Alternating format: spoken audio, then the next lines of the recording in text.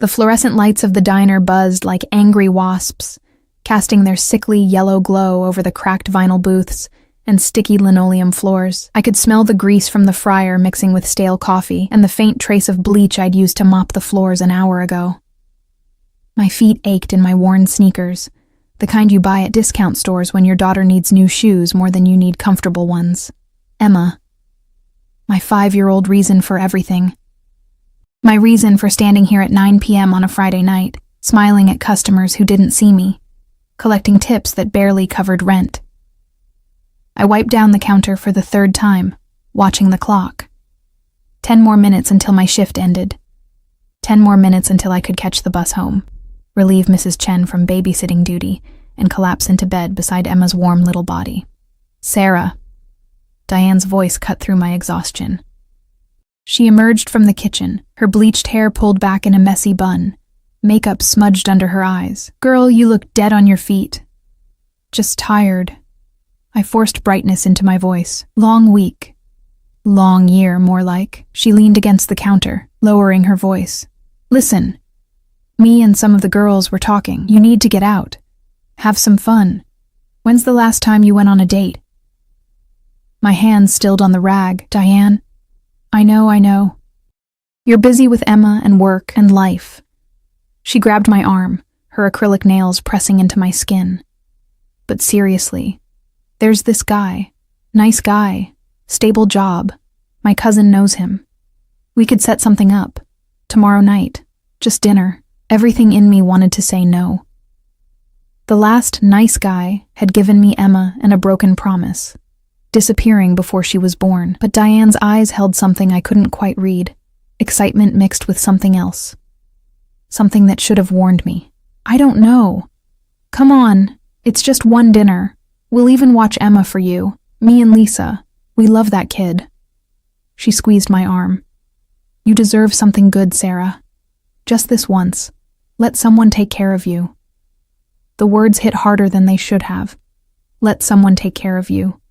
When was the last time anyone had?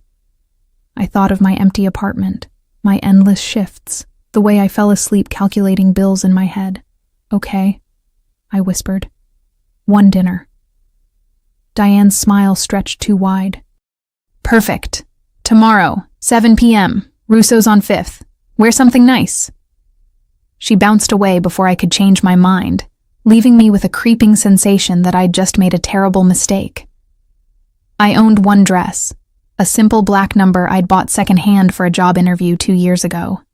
It hugged my thin frame, emphasizing the weight I'd lost from skipping meals to make sure Emma ate. I stared at my reflection in the cracked bathroom mirror, barely recognizing the hollow-eyed woman looking back. Mama, you look pretty. Emma bounced on my bed, her blonde curls flying, like a princess. Thanks, baby. I kissed her forehead, breathing in her strawberry shampoo scent. You be good for Miss Diane, okay? The cab ride to Russo's ate into money I didn't have. The restaurant materialized out of the downtown darkness, sleek, modern, with soft amber lighting spilling from floor-to-ceiling windows. Definitely not my usual territory. My stomach twisted. This was a mistake. I should have turned around then. Instead, I pushed through the heavy glass door into a world that smelled of expensive wine and fresh herbs. The hostess, tall, elegant, dripping with the kind of casual confidence that came from never worrying about rent, looked at me with thinly veiled disdain. Reservation? I'm meeting someone. I think the reservation is under... I realized I didn't know his name. Heat flooded my cheeks. I'm sorry, I don't... Sarah? A man approached. Thin, nervous-looking, with wire-rimmed glasses. Hi, I'm Martin, relief mixed with disappointment. He seemed nice enough, if utterly forgettable. Hi, table for 2, he told the hostess, who led us through the restaurant. I felt it before I saw him. A shift in the atmosphere, like the pressure drop before a storm. Conversations quieting, the clink of silverware becoming subdued. My skin prickled with awareness as we passed a corner booth, and I made the mistake of glancing over. He sat like a king holding court, surrounded by men in expensive suits that couldn't hide their predatory alertness. But he was the sun they all orbited. Young, maybe early 30s, with dark hair swept back from a face that belonged on magazine covers or movie screens. Sharp jawline, full lips, eyes so dark they looked black in the ambient lighting. Those eyes locked onto mine. The world tilted. I stumbled, catching myself on a chair. Time stretched, elastic and strange, as his gaze traveled over me, clinical, assessing, burning. One of his companions leaned in to whisper something, but he lifted a hand, silencing them without looking away from me. "Miss?" The hostess's irritated voice broke the spell. "Your table?" "Sorry." I hurried after her, my heart hammering against my ribs. Our table was across the restaurant, but I felt his stare like a physical touch on the back of my neck. Martin was saying something about his job in accounting. I nodded mechanically, unable to shake the feeling of being watched. Hunted. So I told my boss that the discrepancy was clearly in the third quarter reports, and, "Sarah, are you listening?" "Yes, sorry." I reached for my water glass, my hand trembling slightly. Third quarter. Martin's expression shifted, annoyance flickering across his bland features. "Look, I should be honest. Diane and the girls, they kind of set this up as a joke, something about the desperate single mom needing a confidence boost." He laughed, the sound cruel in its casualness. "No offense, but you're really not my type. I just came for the free meal." The words landed like slaps. The restaurant noise faded to white static. I sat frozen, humiliation burning through my chest, my throat, my face. "But hey," Martin continued, already checking his phone. "Maybe you'll meet someone else here. Place like this, you never know." I should have stood up, should have walked out with whatever dignity I had left, but my body wouldn't cooperate, locked in shock and shame. Then a presence materialized beside our table, and the air changed. Expensive cologne, something dark and woody, with an underlying sharpness, like smoke and danger. A shadow fell across Martin's face. "You're in my seat." The voice was smooth, accented slightly. Italian, I thought, and absolutely laced with threat. I looked up into those black eyes, now fixed on Martin with an intensity that made my date's face drain of color. What? "No, this is our table. You misunderstand." The stranger's lips curved in something that wasn't quite a smile. "I'm not asking." Two men in dark suits appeared behind him, silent as ghosts. Martin scrambled up so fast his chair toppled backward. "Look, man, I don't want any trouble." "Then leave." Martin practically ran, leaving me alone with this beautiful, terrifying man who slid into the vacated seat with liquid grace. Up close, he was devastating. High cheekbones, a small scar through his left eyebrow. Those impossible eyes now focused entirely on me. "You have terrible taste in men." His accent wrapped around the words, making them sound like silk hiding steel. My voice came out barely above a whisper. "I didn't choose him." "No?" He tilted his head, studying me like I was a puzzle to solve. "Someone did this to you, set you up. Humiliation as entertainment." It wasn't a question. Heat prickled behind my eyes, but I refused to cry. Not here. Not in front of him. "It's fine. I should go." I started to stand, but his hand shot out, catching my wrist. Not hard, but firm enough to stop me. His skin was warm, his grip sending electricity racing up my arm. "Sit. I don't even know you." "Dante." He released my wrist but didn't break eye contact. "And you are Sarah. You work at Mel's Diner on 7th. You have a daughter, 5 years old, blonde hair. You take the number 12 bus home every night, and you count your tips 3 times before you put them in your purse." Ice water flooded my veins. "How do you—" "I know everything that happens in this city." He leaned back, somehow making the simple movement look dangerous, including pathetic pranks on single mothers who deserve better. A waiter appeared, the same one who'd been ignoring my attempts to get water earlier, now nervously presenting a bottle of wine I couldn't pronounce. Dante waved him away with a gesture that spoke of absolute authority. "I should go," I repeated, but my voice wavered. "My daughter is with Diane Murphy and Lisa Torres. They're at your apartment. She's fine." He paused. "For now." The threat was subtle, but unmistakable. My blood ran cold. "What do you want?"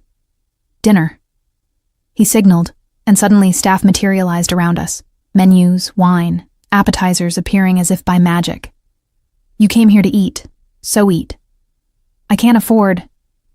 You're my guest. His eyes glittered with something I couldn't name.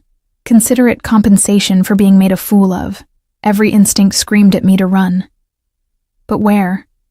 He knew where I lived, where Emma was, and something in his voice, beneath the threat, held a strange kind of protection.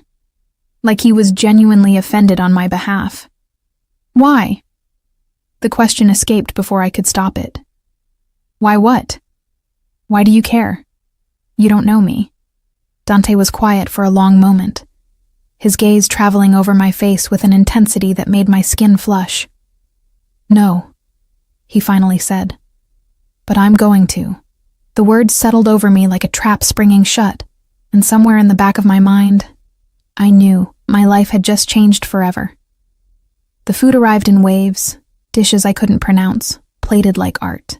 Dante watched me with those predatory eyes as I picked at the first course. Some kind of delicate pasta that probably cost more than my weekly grocery budget. You're not eating. He took a sip of wine, the gesture elegant and controlled. Everything about him was controlled, I realized. Every movement calculated. I'm not hungry. You're always hungry. He said it matter-of-factly, no judgment in his tone. You give your portions to your daughter. You eat what's left, which is never enough. My fork clattered against the plate. Stop. Stop acting like you know me. I know you work 60-hour weeks at minimum wage. I know your ex-boyfriend was Marcus Chen, who ran up debts with the wrong people and disappeared, leaving you pregnant and alone. I know you're 3 months behind on rent and your landlord is threatening eviction. He leaned forward, his voice dropping. I know you're drowning, Sarah, and you're too proud to ask for help.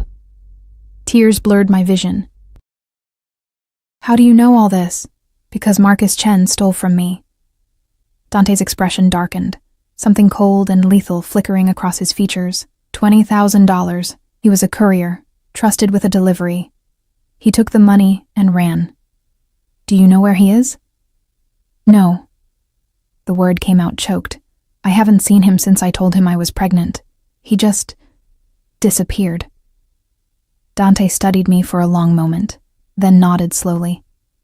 I believe you. Are you going to hurt me? Because of what he did? Hurt you? Something that might have been amusement touched his lips. No, Cara. You're the only innocent thing in this entire sordid situation. The endearment, Italian, tender, sent a shiver through me. Then what do you want? I told you, dinner, conversation. He gestured to my untouched plate. Eat, please. I forced myself to take a bite. The flavors exploded on my tongue. Rich, complex, perfect. My traitorous stomach reminded me I'd skipped lunch and breakfast. I ate another bite, then another, aware of his satisfied gaze. Tell me about Emma. The question caught me off guard. Why? Because when you say her name, you stop looking like you want to disappear. My chest tightened. No one had asked about Emma. Not really. Not like they cared. She's everything. Smart, funny, curious about everything. She loves dinosaurs and refuses to wear anything but the purple dress I bought her at a thrift store. She thinks I hung the moon. You did. Dante's voice softened almost imperceptibly. For her, you did. We ate in strange silence after that. I became hyper-aware of everything. The soft clink of his silverware, the way his fingers curled around his wine glass, the occasional murmur of his security team communicating through hidden earpieces. Twice, men approached the table with urgent whispers, and twice, Dante dismissed them with a sharp gesture, his attention never leaving me. The women who set you up, he said, as dessert arrived. Something chocolate and sinful. Do you want me to handle them? Handle them? My pulse quickened. What does that mean? Whatever you want it to mean. His expression remained neutral, but danger radiated from him like heat. A warning. A lesson. They humiliated you publicly for their entertainment. No. The word came out firm. They're not good people. But they don't deserve... I couldn't finish the sentence, couldn't voice what I suspected he was capable of. You're merciful. He said it like he was observing an exotic creature. Even to those who hurt you, I just want to be left alone, to take care of my daughter and survive. Survival isn't living, Sarah. It's all I can afford. Dante reached into his jacket, and every instinct screamed danger. But he simply pulled out a sleek black card, sliding it across the table. Your rent. 3 months. Consider the debt paid. I stared at the card like it might bite me. I can't accept this. It's not a gift. Marcus stole from me. You suffered because of it. This is restitution. I didn't steal anything. No. But you're paying his debt anyway, aren't you? Every day, every shift, every meal you skip. He pushed the card closer. Take it. My hand trembled as I reached for it, pride warring with desperate need. 3 months' rent. 3 months of breathing room, of not lying awake calculating impossible math. 3 months of Emma having enough to eat. There's always a price, I whispered. What do you want from me? Dante's smile was slow, dangerous, beautiful. I haven't decided yet. The restaurant emptied around us. I hadn't noticed how late it had gotten, how the other diners had gradually disappeared, leaving us in our own private bubble. Dante's security maintained a perimeter. I counted 6 men now, positioned at exits and corners, their eyes constantly scanning. I need to get home, I said, checking my phone. 11:30, past Emma's bedtime. Guilt twisted in my stomach. My driver will take you. I can catch the bus. At midnight? Alone? His eyes hardened. No. You can't just order me around. I can, and I will. Especially when it concerns your safety. He stood, buttoning his suit jacket with practiced ease. Come. I should have argued, should have insisted on my independence. But exhaustion weighed on me, and the thought of waiting at a bus stop in the dark made my skin crawl. I let him guide me out, his hand hovering at the small of my back. Not quite touching, but close enough to feel the heat of his palm through my thin dress. The car waiting outside was something from another world, sleek, black, windows tinted so dark they looked like mirrors. A man in a suit opened the back door, and Dante gestured me inside. The interior smelled like leather and expensive cologne, all soft ambient lighting and surfaces that probably cost more than I made in a year. Dante slid in beside me, filling the space with his presence. The door closed with a heavy thunk, sealing us in intimate darkness as the driver pulled into traffic. You're really scared of me. He said it quietly, observing. Should I be? Probably. His fingers drummed against his thigh, the first nervous gesture I'd seen. But I don't want you to be. What do you want, Dante? Really? He turned to face me fully, and in the passing streetlights, his features shifted between shadow and illumination. I want to understand why seeing you with that pathetic excuse for a man made me want to break his jaw. I want to know why you've been on my mind since I first saw you 2 weeks ago at that diner, serving coffee to men who don't see you. I want to know why. He stopped, jaw clenching. I want things I shouldn't want. My heart hammered. 2 weeks? I was there for a meeting. You brought me coffee. Said, have a nice day, with this tired smile that didn't reach your eyes. His voice dropped. And I couldn't stop thinking about it, about you. That's insane. Yes. He laughed, the sound dark. It is. The car stopped outside my building. A rundown walk-up in a neighborhood where sirens provided the nighttime soundtrack. Dante's expression tightened as he surveyed the area, disgust flickering across his features. You live here? Not everyone has a choice. Defensiveness sharpened my tone. No, but you do now. He pulled out his phone, typed something rapidly. Pack your things. You and Emma are moving. Excuse me? I grabbed the door handle. I'm not moving anywhere with you. I don't know you. This, whatever this is insane. His hand caught my wrist again, that same firm gentleness. Sarah, listen to me. Marcus Chen had enemies beyond me. People who don't care about innocence or children. People who might decide that you know where he is, where the money went. Ice flooded my veins. I told you. I don't know. I believe you. They won't. His thumb traced a circle on my pulse point. The gesture strangely tender. Let me protect you. Both of you. Why? The question came out desperate. Why do you care? I don't know. The admission seemed to cost him, but I do. And when I want something, I take it. When I protect something, his eyes bore into mine. I do it absolutely. The apartment door opened above us, and Diane's face appeared, backlit and curious. I jerked away from Dante, my heart racing. I have to go. Tomorrow. I'll send someone. No, I scrambled out of the car, my legs shaky. Thank you for dinner. But I can't. The card. This is crazy. I ran before he could respond, taking the stairs 2 at a time, aware of his gaze following me until I disappeared into the building. Diane met me at my apartment door, her expression strange, part guilty, part excited. So? How was your date? I pushed past her into my tiny living room. Emma was asleep on the couch, her blonde hair spread across the worn cushions, one hand clutching her stuffed dinosaur. The sight of her settled something in my chest. It was a joke, wasn't it? The whole thing. You and Lisa and the others. You set me up to laugh at me. Diane had the decency to look ashamed. Sarah, it wasn't like that. Get out. We were just having fun. Get out. I held the door open, my voice shaking. And don't come back. She left in a huff of protests and excuses. I locked the door behind her, leaning against it as exhaustion crashed over me. The black card felt heavy in my purse. A tangible reminder that tonight had actually happened. I carried Emma to our shared bed, tucking her in carefully. She stirred, mumbling something about princesses and dinosaurs, and my heart clenched. Everything I did was for her, every humiliation, every double shift, every moment of grinding poverty. All of it was to give her a chance at something better. But Dante's words echoed in my mind. Survival isn't living. I pulled out the card, studying it in the dim light. 3 months' rent.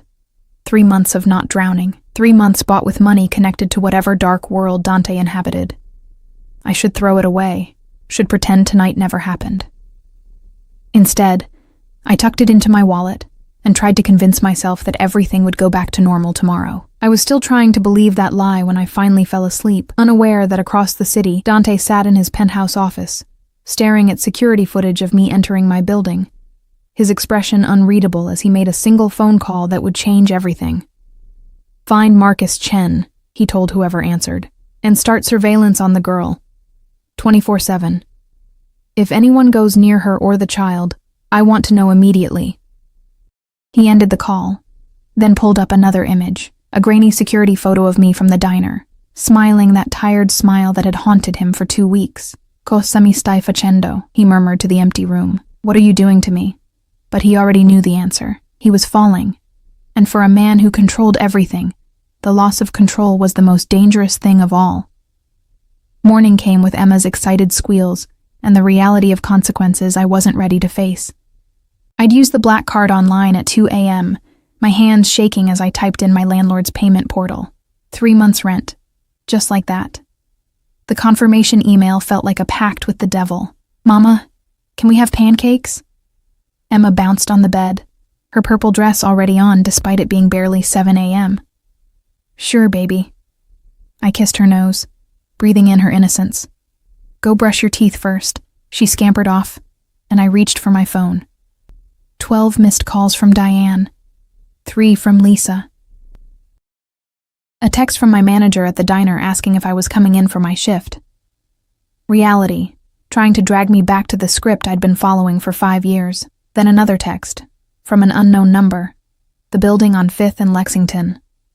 Apartment 12C. Keys are with the doorman. Move in today. My blood ran cold. How did he get my number? Another text followed immediately. Don't be stubborn. I'm having your building inspected. The violations alone could get it condemned. I typed back furiously, you can't just order me around. His response was instant, watch me. I wanted to scream. Instead, I made Emma pancakes with the last of our mix, watching her eat with syrup-sticky joy while my mind raced.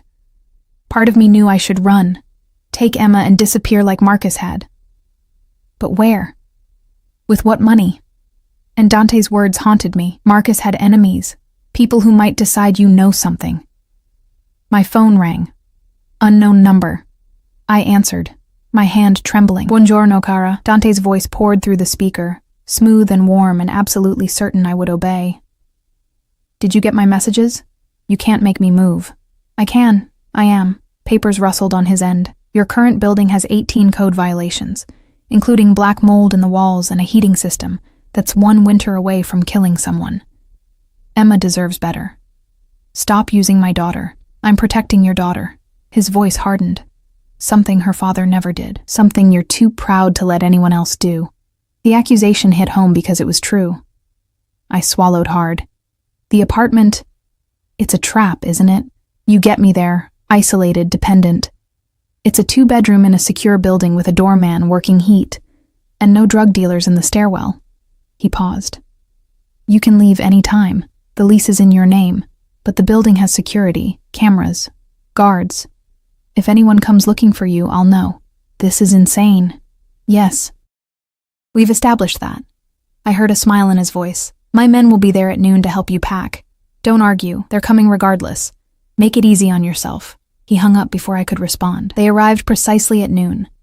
3 large men in expensive casual wear that couldn't hide their dangerous efficiency. Emma peeked around my legs, eyes wide. "Mama, who are they?" "Moving helpers, baby." I forced brightness into my voice. "We're going to a new home."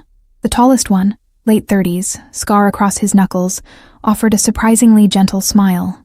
"Ma'am, I'm Luca. Mr. Russo sent us to assist with the move." Mr. Russo. So that was Dante's last name. "I don't have much to pack." "That's fine. We'll be quick." They were. Professional, efficient, treating my secondhand furniture like it mattered. Wrapping Emma's toys with care, Luca carried boxes while the other 2, Marco and Tommaso, disassembled my bed frame. Emma watched, fascinated, asking questions they answered with patient amusement. "Is Mr. Russo your friend?" she asked Luca, holding her dinosaur. "He's my boss." "Is he nice?" Luca's expression flickered, something between respect and fear. "He's fair, and he protects his people. Are we his people now?" Emma's innocent question made my stomach clench. "Yes," Luca said simply. "You are." The new building was everything my old one wasn't. Gleaming lobby, actual working elevator, hallways that smelled like fresh paint instead of mildew. The doorman greeted us with professional courtesy, handing me keys with a quiet, "Welcome home, Ms. Chen." Apartment 12C was on the top floor. Luca unlocked the door, and I stepped into a space I could never afford. Hardwood floors, large windows flooding the rooms with natural light, a kitchen with appliances that actually matched. 2 bedrooms, just like Dante promised. One already set up with a bed, dresser, and toys I'd never seen. "For the little one," Luca explained, seeing my expression. Mr. Russo wanted her to feel at home. Emma squealed, running to explore her new room, complete with a shelf of books, stuffed animals, and a purple comforter that matched her favorite dress. My throat tightened. "He's buying us," I whispered. "He's providing for you." Luca's tone held no judgment. "There's a difference." The men unloaded our meager belongings, making them look even more pathetic in this beautiful space. When they finished, Luca handed me a phone. Sleek, new, expensive. "Your number's the same, but this one's secure. Mr. Russo is contact number 1. Emergency services are 2. I'm 3. You need anything, groceries, repairs, security concerns, you call. I have a phone. Not one he can track to make sure you're safe." Luca met my eyes. "He's serious about protection, Ms. Chen. Don't fight it." They left, and suddenly I was alone with Emma in an apartment that felt like a gilded cage. She was thrilled, jumping on her new bed, exploring every corner. I stood in the living room, holding the secure phone, understanding that I'd crossed a line I couldn't uncross. The phone rang. Number 1. "Tell me you're not going to be difficult about this." Dante's voice held amusement. "What am I supposed to tell people?" "My friends. You have no friends. You have co-workers who set you up for humiliation. Brutal honesty. And you're going to tell them you got a better job, better apartment, because you did. I didn't apply for any job. You're applying now. My restaurant, Russo's, where we met, head server position, better hours, better pay, better tips. You start Monday." I sank onto the couch, overwhelmed. You can't just rearrange my entire life. I can. I am. I will continue to do so until you understand that you don't have to struggle alone anymore. His voice softened. How's Emma? The question disarmed me. She loves the room. The books. The purple comforter. Good. Satisfaction warmed his tone. And you? I'm terrified. Of me? Of this. Of whatever this is. Of what you'll want in return. Silence stretched between us. Then, have dinner with me. Tonight. Bring Emma. That's not... I have a niece her age. They can play while we talk. Really talk. He paused. Please, Sarah. Let me prove I'm not the monster you think I am. You're a criminal. I said it flatly. You run... What? Organized crime? Violence? You threaten people. Yes. No denial. I'm also a man who hasn't stopped thinking about you since you handed me coffee with sad eyes and a smile that broke my heart. A man who wants to understand why everything in me says you're mine to protect. I'm not yours. Not yet. The promise in those words sent heat racing through me. Dinner? 6 p.m. I'll send a car. He hung up again, leaving me shaking and furious and inexplicably thrilled. The car arrived at exactly 6 p.m., the same sleek black vehicle from before. But this time, a woman sat inside, stunning, mid-30s, with warm brown skin and kind eyes that crinkled when she smiled at Emma. Hello, you must be Emma. I'm Rosa. My daughter Isabella is so excited to meet you. Emma clutched my hand, suddenly shy. I brought my dinosaur. Isabella loves dinosaurs. She has 12 of them. Rosa's warmth was genuine, infectious. Emma relaxed slightly. The drive took us outside the city to an estate that made my breath catch. Wrought iron gates, manicured grounds, a house that was practically a mansion. Security was everywhere, discreet but obvious. We were escorted inside to a living room bigger than my entire old apartment. Then I saw him.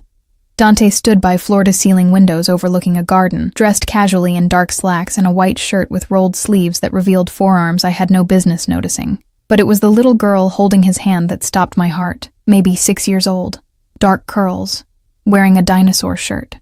Uncle Dante. Is that her? The girl's voice was pure excitement. Yes, Piccola. That's Emma. The girls sized each other up for exactly 3 seconds before Isabella grabbed Emma's hand. Want to see my dinosaurs? I have a T-Rex that roars.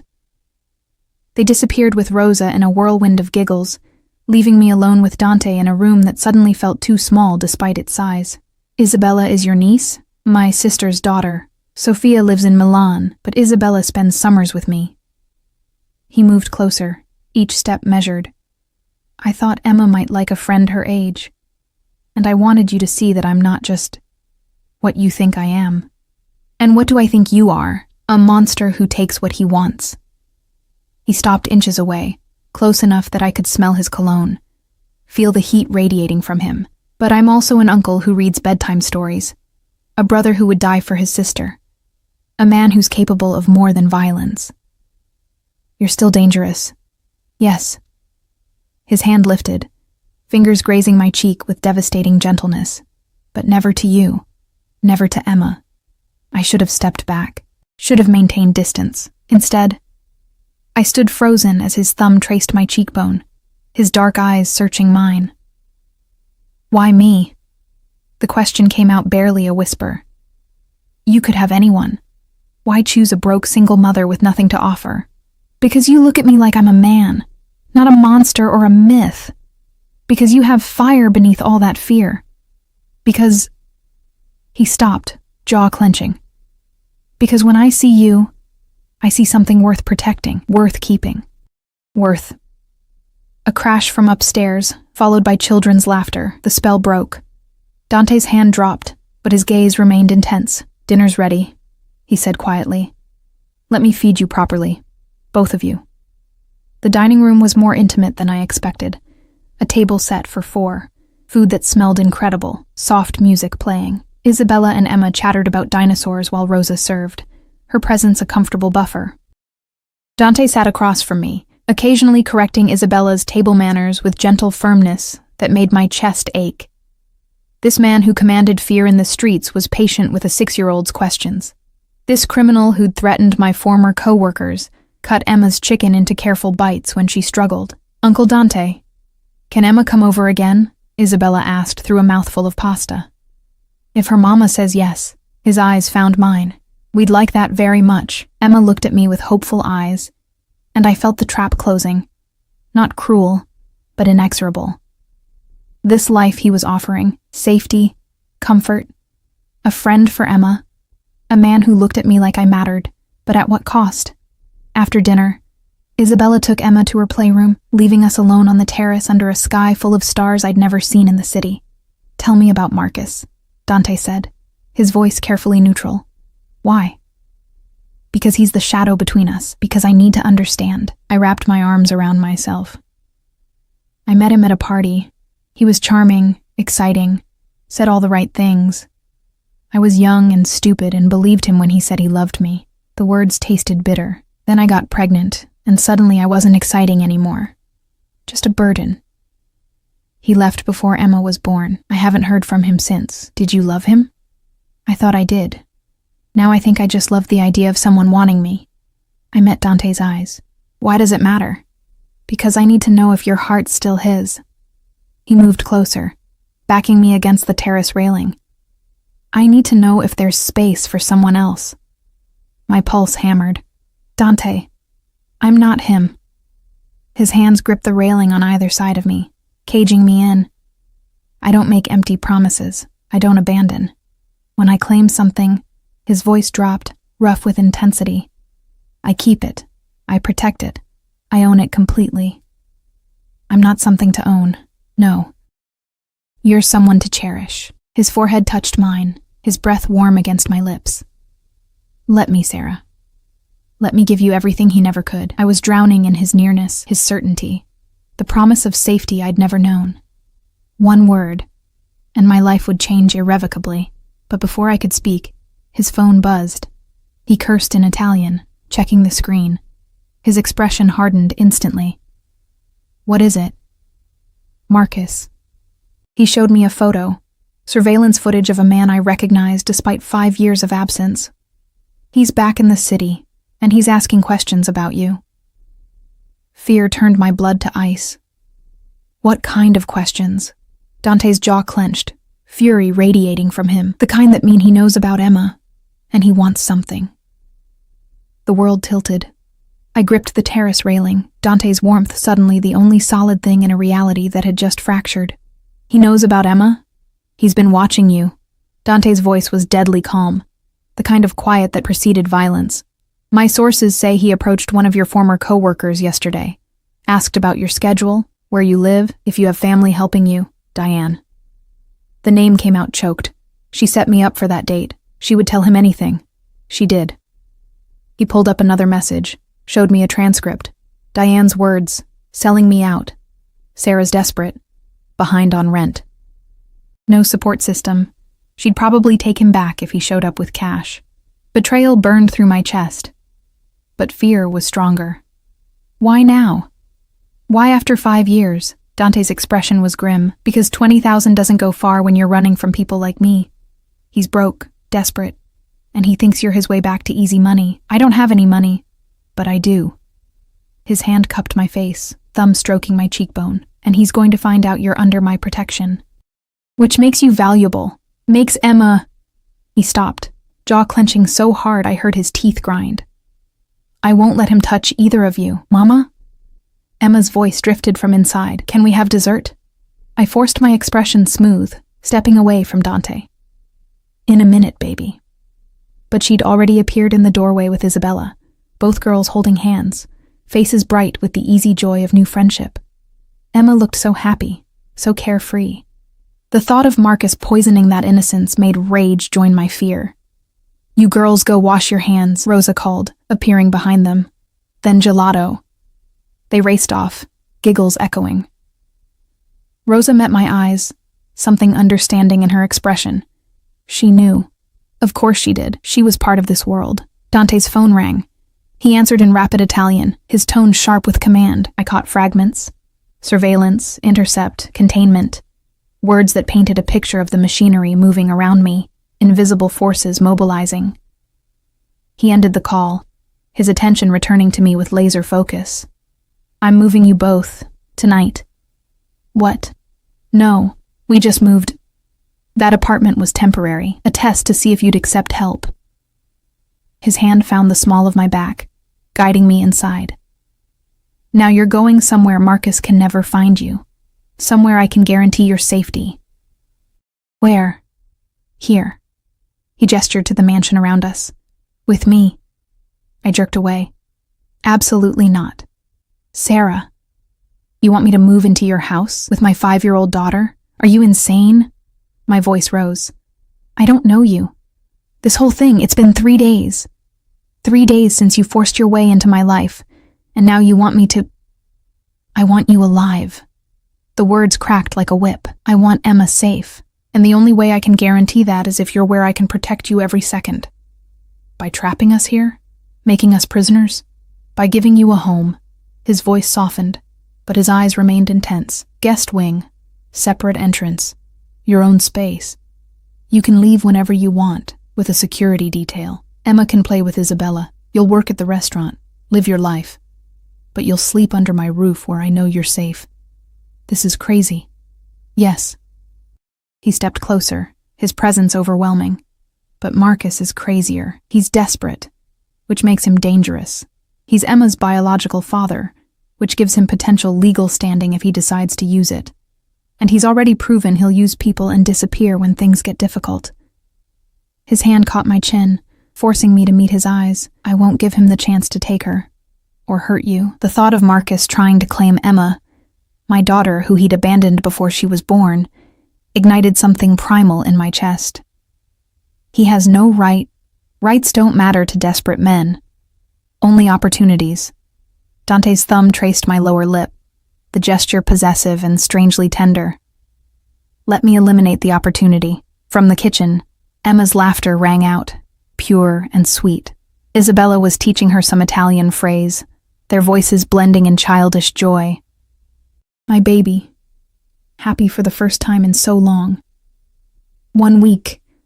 The words escaped before I could stop them. "Trial basis. If it's not working, you can leave." He agreed immediately. "But you won't, because you'll see that this is where you belong." The certainty in his voice should have terrified me. Instead, it sent heat pooling low in my stomach. The move happened with military precision. Dante's men retrieved our belongings from the apartment, the one I'd lived in for exactly 12 hours, while Rosa showed Emma and me to the guest wing. 3 bedrooms, 2 bathrooms, a sitting room with a television and bookshelves, luxury I couldn't process. "This is like a castle." Emma bounced on the bed in her new room, bigger than our entire old apartment, with the same purple comforter from before, and a window overlooking gardens that looked magical in the moonlight. "It's temporary," I told her, trying to convince myself. "Mr. Dante said I can come visit Isabella whenever I want." She hugged her dinosaur. "He's nice, Mama. Why do you look scared?" "Because I am," I thought. "Because I'm falling into something I don't understand with a man who terrifies and thrills me in equal measure. I'm not scared, baby, just tired." I tucked her in with stories and kisses, watching her drift off with a smile I hadn't seen in months. When I finally retreated to my own room, decorated in soft creams and golds, with a bed that looked like a cloud, I found clothes in the closet, designer labels, my exact size, ranging from casual to elegant. A note sat on the dresser in bold, masculine handwriting. "You deserve beautiful things. D." I should have been angry, should have felt violated by the presumption. Instead, I ran my fingers over silk and cashmere, fabrics I'd only ever touched while folding laundry at rich women's homes during a brief cleaning job 3 years ago. A knock at my door made me jump. "It's me," Dante's voice called. "Can I come in?" I opened the door to find him holding 2 glasses of wine, still in his dress clothes, but with his tie gone and top buttons undone. Dangerous and beautiful, and looking at me like I was something precious. "Thought you might need this." He offered a glass. I took it, our fingers brushing. "Thank you. For everything today. The clothes, the room, Emma's happiness. You don't need to thank me for things you deserve." He leaned against the doorframe, studying me. Are you comfortable? Do you need anything? Answers. I took a sip of wine. Rich, complex, probably worth more than I wanted to know. Why are you really doing this? Don't say protection. Men like you don't upend their lives for strangers out of pure altruism. His smile was slow, predatory. No, we don't. So, tell me the truth. He was quiet for a long moment, swirling his wine. When I was 15, my father was killed by a rival family. They came to our home, murdered him in front of my mother and sister. I was at school. I came home to blood and sirens and a world that had ended. His voice remained steady, but pain flickered in his eyes. I swore that day I would never be powerless again. That I would build an empire where I controlled everything, where nothing could touch me or mine. I'm sorry. I became exactly what I needed to be. Ruthless, strategic, feared. He met my gaze.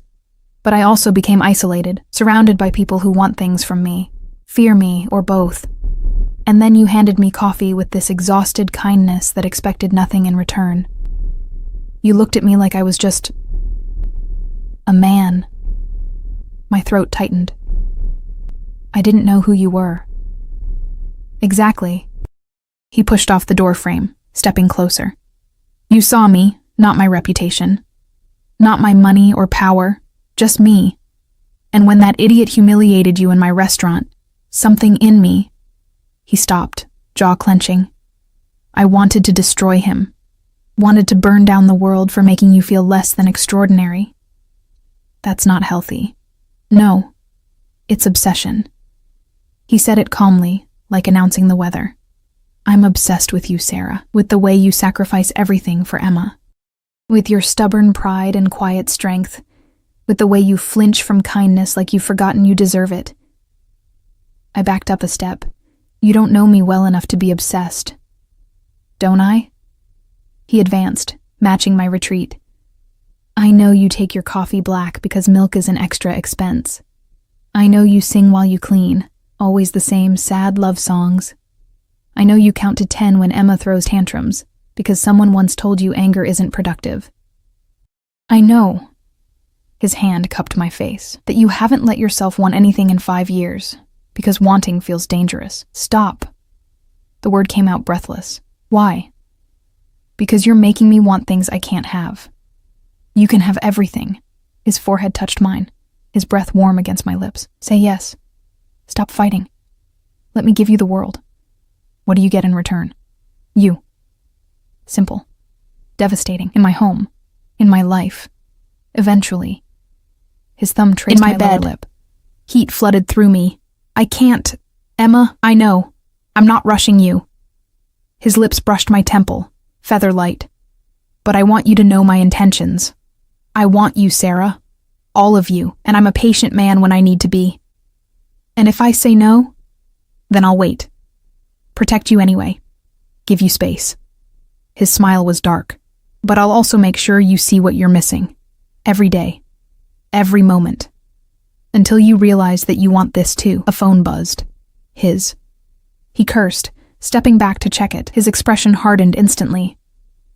What now? Marcus just tried to access Emma's school records. His voice was cold fury. He's trying to establish paternity. The wine glass slipped from my hand, shattering on the hardwood floor. He can't. He has no right. He has biology.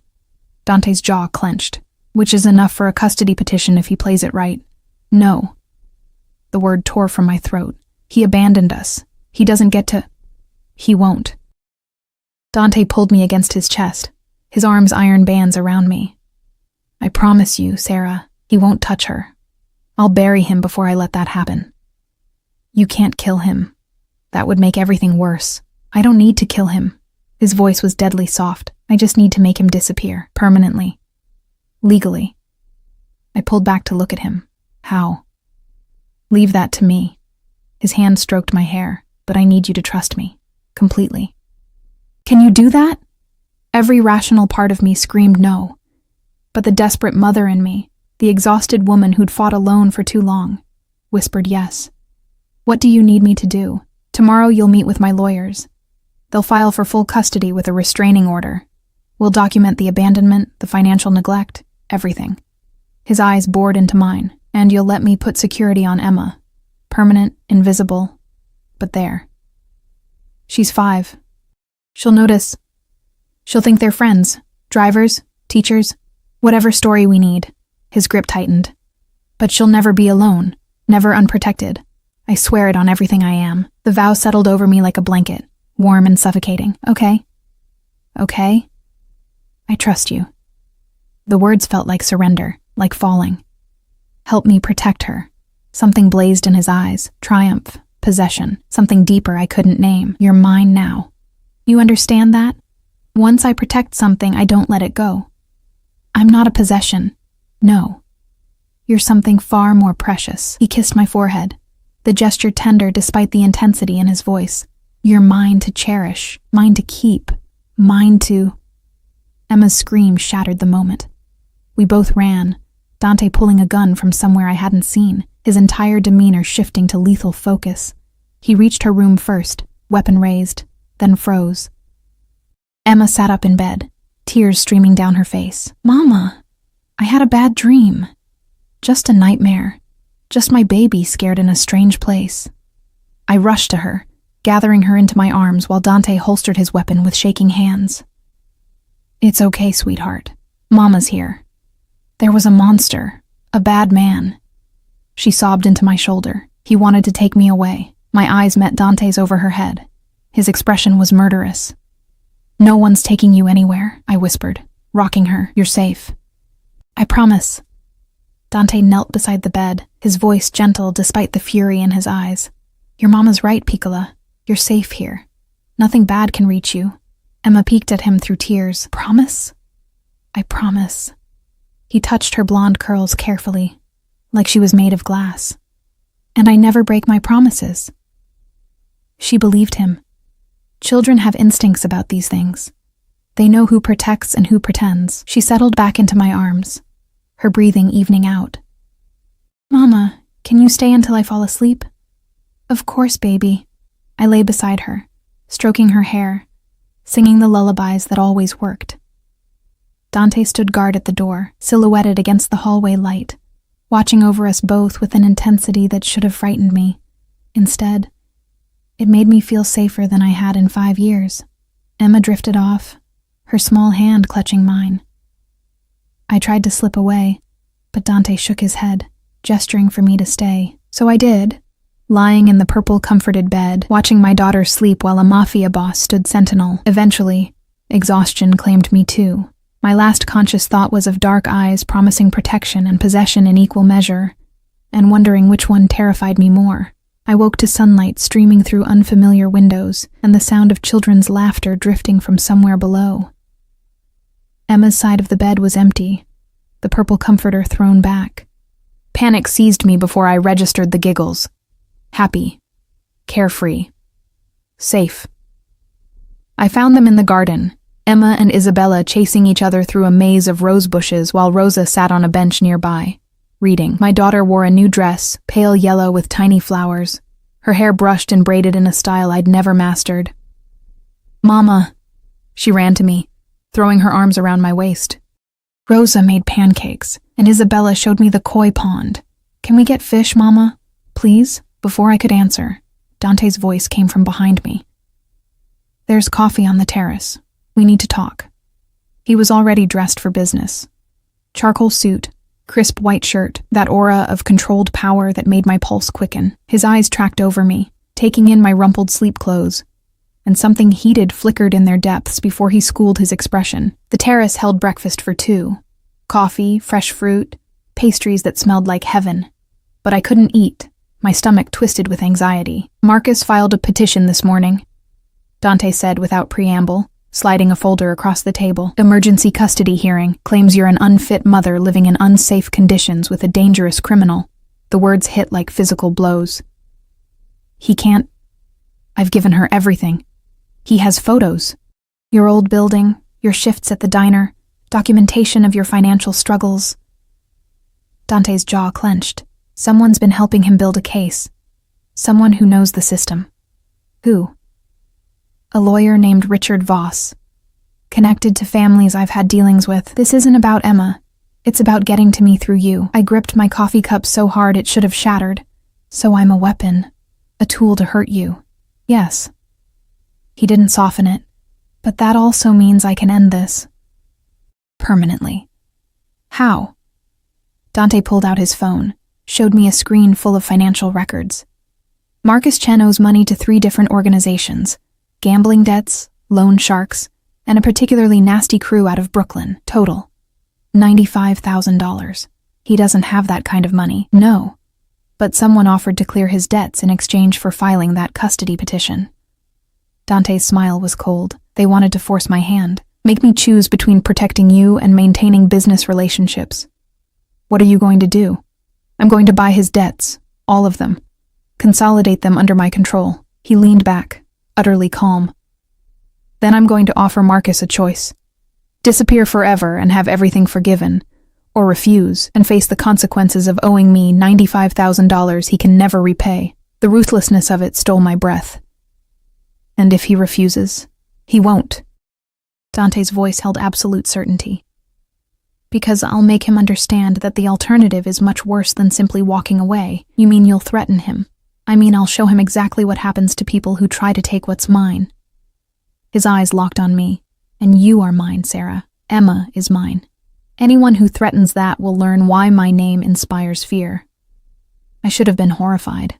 Should have grabbed Emma and run from this man who spoke of violence and possession like they were love. But all I felt was relief, dark, desperate relief, that someone finally cared enough to fight. When? My voice came out steady. When will you do this? Today. My lawyers are already preparing the counterpetition. Full custody to you. Restraining order against Marcus. Documentation of abandonment and financial neglect. By tonight, this will be over. Just like that. Just like that. He stood, buttoning his suit jacket. In the meantime, you're staying here. Emma, too. No work today. I've already called the restaurant. You can't just... I can. I am. I will continue to do so until you understand that your safety is non-negotiable. He moved around the table, his hand cupping my face. Trust me, Kara. Let me handle this. His thumb stroked my cheekbone, and I found myself leaning into the touch despite everything. What if it doesn't work? What if he fights anyway? Then I'll destroy him. Simple. Final. But it won't come to that. Marcus is a coward who runs when things get difficult. I'm simply giving him an easier path to run. He kissed my forehead, a gesture that was becoming familiar, possessive, and left me on the terrace with cold coffee and a mind spinning with implications. The day passed in surreal domesticity. Rosa taught Emma how to make fresh pasta while I watched, numb with anxiety. Isabella chattered about school and ballet and her uncle's horses at his country house. Everything felt too normal, too perfect. While somewhere in the city, Dante was orchestrating Marcus's destruction. My new phone buzzed constantly. Luca checking in, security updates, notifications from accounts I didn't remember opening. Money appeared in my bank account, transferred from sources I didn't question. The machinery of Dante's world operated around me, invisible but omnipresent. At 4 p.m., Dante called. It's done. My knees weakened. I sat on the edge of Emma's bed, gripping the phone. What happened? Marcus signed a termination of parental rights 30 minutes ago. Notarized, filed, legally binding. His voice held grim satisfaction. He also signed a sworn statement admitting the abandonment and releasing all claims to Emma in exchange for debt forgiveness. He just agreed. Once I explained his options, yes, quite quickly, actually. A pause. He's leaving the city tonight. If he ever returns, if he ever tries to contact you or Emma again, the debt reinstates with interest and penalties he could never pay, so it's over. I couldn't process it. 5 years of fear, 5 years of looking over my shoulder, and it was just over. It's over. Gentleness crept into his tone. You're free, Sarah. She's safe. No one can take her from you. The tears came then, huge, gasping sobs of relief I'd held back for so long. Emma looked up from her pasta making, concern on her sweet face. Mama, are you sad? No, baby. I wiped my eyes, smiling through tears. Happy. I'm so happy. Dante's voice came through the phone, rough with emotion. I'm coming home. Wait for me. He hung up, and I sat there shaking, Rose's hand warm on my shoulder. He's a good man, she said quietly. Dangerous, yes, but good where it counts. He'll take care of you both. I barely know him. You know enough. You know he'd burn the world to keep you safe. For some women, that's everything. Dante arrived as the sun set, striding into the house with an energy that made the air crackle. He found me in the library, curled on a window seat watching Emma and Isabella play in the garden below. Hey. He sat beside me, still in his suit, but with his tie loosened, sleeves rolled up. You okay? I don't know what I am. I looked at him. This beautiful, dangerous man who'd upended my life in less than a week. You made my daughter safe. How do I thank you for that? You don't. His hand found mine, fingers intertwining. You just stay. Let me keep you safe. Both of you. For how long? Forever.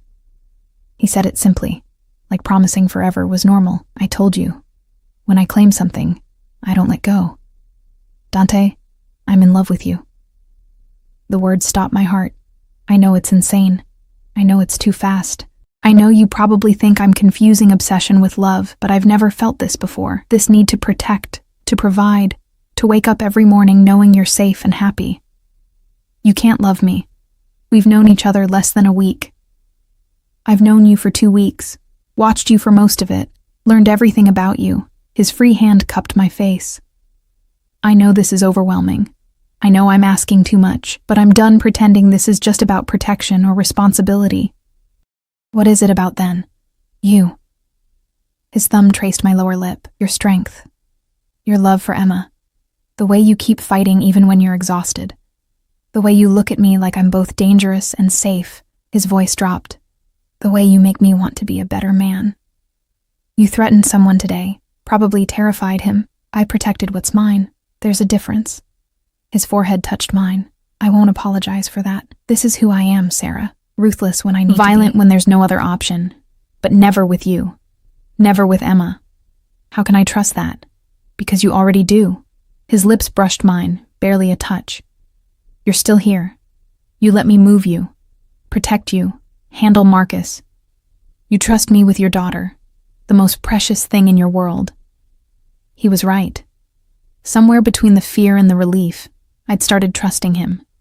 Started believing that beneath the dangerous exterior was a man who meant what he promised. I'm scared, I whispered. Of me? Of this. Of feeling too much too fast. Of what happens when you realize I'm just ordinary, poor, broken. You're extraordinary. He kissed me properly then. Soft, deep, devastating. And you're mine. Say it. Dante, say you're mine. His hand slid into my hair, tilting my head back. Say you'll stay. Say you'll let me love you the way you deserve. I'm terrified you'll break my heart. Then I'll spend every day proving I won't. Another kiss. Harder this time. I'm not him, Sarah. I don't run. I don't abandon. I protect what I love with everything I have. What if it's not enough? What if Emma gets hurt because of your world? She won't. Steel entered his voice. I have security protocols for everything. The best schools, the best protection, a life where she'll never want for anything. She'll be safer than 99% of children in this city. And me? You'll be cherished. Protected. Loved so completely you'll forget what it felt like to be alone. His eyes blazed with intensity. Say yes, Kara. Stop fighting this. I looked out the window at Emma, laughing in the golden sunset light, happier than I'd seen her in months. Then back at Dante, this impossible man offering impossible things. Yes. The word felt like jumping off a cliff. I'm yours. His smile was incandescent. Say it again. I'm yours. Stronger this time. We both are. He kissed me until I couldn't breathe, couldn't think, could only feel the rightness of his hands on my skin, his promise of forever wrapping around me like armor. When he finally pulled back, his expression was possessive and tender. I'm going to marry you. That's insane. I'm going to marry you, he repeated. Give Emma my name. Make you both mine in every legal way possible. His thumb stroked my cheekbone. But I'll wait until you're ready, until you believe this is real. And if I'm never ready, then I'll wait forever. He stood, pulling me with him. But you will be. Because every day, I'm going to show you what it means to be loved by me. 3 months later, I stood in Dante's bathroom, our bathroom now, in the master suite I'd finally agreed to share, staring at a positive pregnancy test with shaking hands. Emma and Isabella's laughter drifted from downstairs where Rosa was supervising a tea party. Dante was in his office, handling business I no longer asked about because I'd learned to trust that he kept that world separate from ours. I heard his footsteps on the stairs, the confident stride that made my heart race even after 3 months of waking up beside him. He appeared in the doorway, already pulling off his tie. "Hey, beautiful. How was your day?" His smile faded when he saw my face. "What's wrong?" I held up the test wordlessly. He stared at it, expression unreadable. Then a slow smile spread across his face, joy so pure it took my breath away. "You're pregnant." "I'm pregnant." My voice shook. "I know we talked about wanting this eventually, but I thought..." He crossed the room in 2 strides, lifting me into his arms and spinning me around. "This is perfect. You're perfect. Dio, Sarah, we're having a baby. You're happy?" "Happy?" He set me down, his hands cupping my face. I'm ecstatic, terrified, already planning nurseries and security protocols, and he laughed. "I'm completely overwhelmed and I've never been happier. What about Emma? Should we tell her tomorrow? Tonight I want you all to myself." His lips found mine, the kiss deep and claiming. "Tonight, I want to celebrate that you're giving me everything I never knew I needed." We made love slowly, carefully, his hands reverent on my still flat stomach. Afterward, wrapped in expensive sheets with his heartbeat steady beneath my ear, I let myself believe in fairy tales. "I love you," I whispered. I should have said it before, but I was scared. "I know." His arms tightened around me. "But you're not scared anymore?" "I'm terrified, but I love you anyway." "Good." He kissed my hair. "Because you're stuck with me now, forever." Forever turned out to be exactly what I needed. 2 years later, the wedding was small, just family and close friends in Dante's garden under a canopy of white roses. Emma stood as my maid of honor in her purple dress, holding her baby brother Marco, while Isabella scattered petals. Sophia flew in from Milan with her husband, embracing me like the sister I'd never had. I walked down the aisle in a simple white gown, designed by someone whose name I still couldn't believe, toward the man who'd saved me without realizing I'd saved him too. Dante's eyes held everything: love, possession, promise, forever.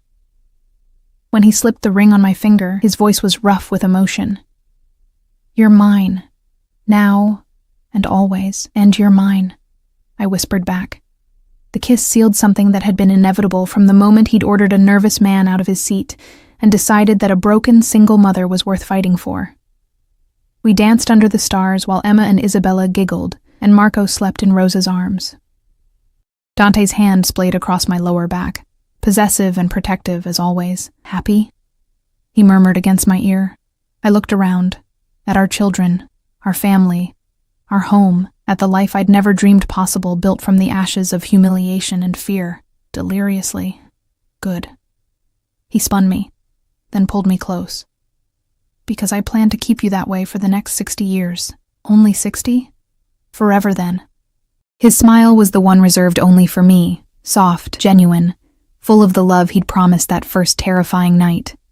"I'll keep you happy forever." And he did. Because when Dante Russo made a promise, he kept it. Absolutely. Completely. Forever. The girl who'd counted tips 3 times and skipped meals to feed her daughter had become a wife, a mother, a woman loved so fiercely she'd forgotten what it felt like to be invisible. And the mafia boss who controlled an empire with an iron fist had learned that the most powerful thing he'd ever possess was the heart of a woman brave enough to let him love her. Our story started with a cruel prank and a chance encounter. It became a fairy tale written in protection and possession, sealed with promises kept and a love that conquered every fear. Some might say we moved too fast, loved too recklessly, built our foundation on dangerous ground. But standing in my husband's arms under a sky full of stars, our children laughing nearby and forever stretching before us, I knew the truth. Sometimes the most beautiful things are born from the darkest moments. Sometimes love finds you when you've stopped looking. And sometimes, just sometimes, the dangerous man becomes the safest place to fall. This was our ending, our beginning, our forever. And it was perfect.